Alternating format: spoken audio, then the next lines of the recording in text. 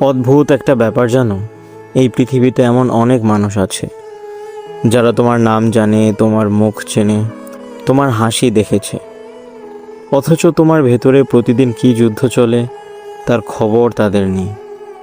আমি প্রতিদিন একই মানুষটার অভিনয় করি, হাসি, কথা বলি, মজা করি, যেন সব ঠিক আছে। কিন্তু রাত নামলে মনে হয় সারাদিন যাকে সবাই দেখেছে সে আসলে আমি ছিলাম না। ছোটবেলায় ভাবতাম বড় হলেই সব প্রশ্নের উত্তর পেয়ে যাব। আজ বড় হয়েছি, কিন্তু প্রশ্নগুলোই যেন আরও বড় হয়ে গেছে। আমি কি হতে চাই? আমি আসলে কি চাই?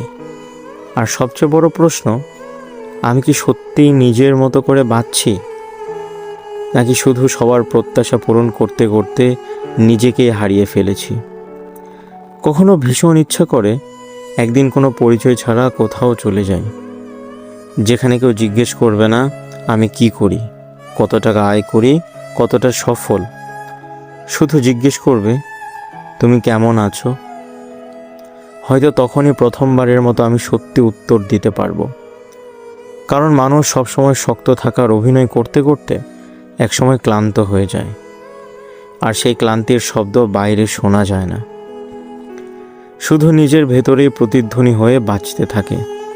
হয়তো আজও আমি নিজেকে খুঁজে পাইনি, তবু খোঁজা বন্ধ করিনি, কারণ আমি বিশ্বাস করি একদিন আয়নায় তাকিয়ে নিজের চোখের দিকে তাকিয়ে বলতে পারবো, এবার আমি নিজেকে চিনেছি।